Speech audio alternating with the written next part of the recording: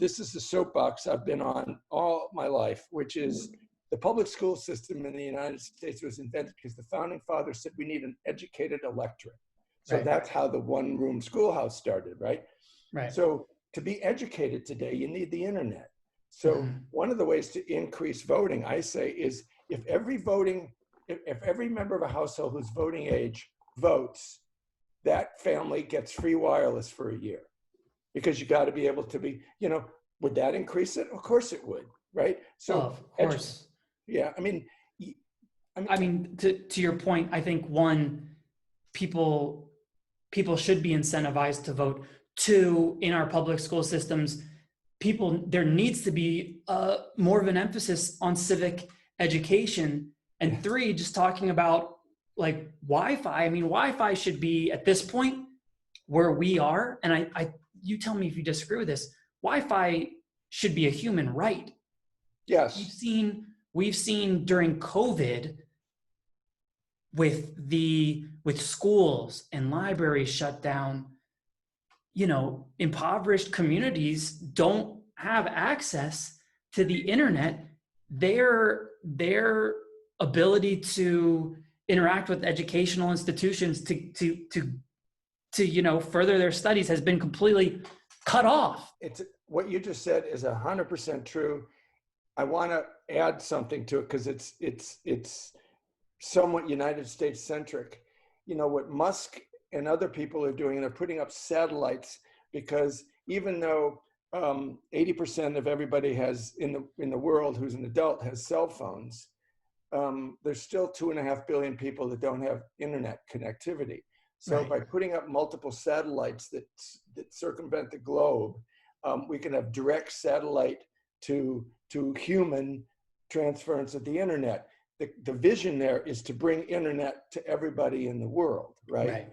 So whether it's a right or it's something that the government must supply or cover the cost of for their citizens, right? The definition of a citizen should include free wireless, Completely. And anything less than that, it's like a version of gerrymandering. It's a way to keep people ignorant. It's suppression, of course. Completely. Considering that so many people do have to really be able to interact and engage with the world as it's constructed today, you need to have access to to the screen reality. Right.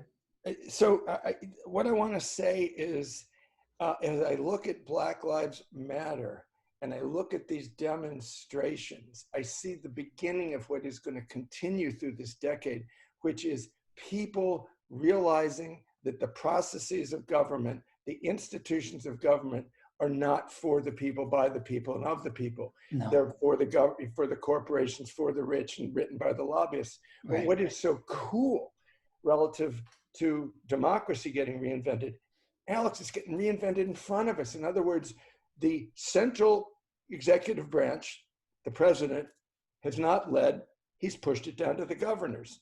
A lot of the red state governors, in saluting him, have pushed it down to the mayors, like for wearing a mask. So we're seeing a decentralization of the American democracy. And the interesting thing is New York State has already changed the rules on policing. Minneapolis is completely getting rid of their police department and reinventing another one. So the cities and the states are responding to the people, and we still don't have a policing bill out of the Senate, right? I mean, so we're seeing the fact that the centralized government of the United States cannot serve the people. No. So the cities and the states are. So just that shows me that this is going to be looked back on.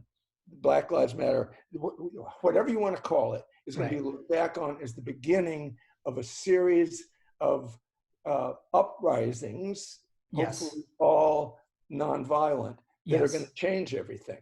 Right. That's what's so powerful about right now.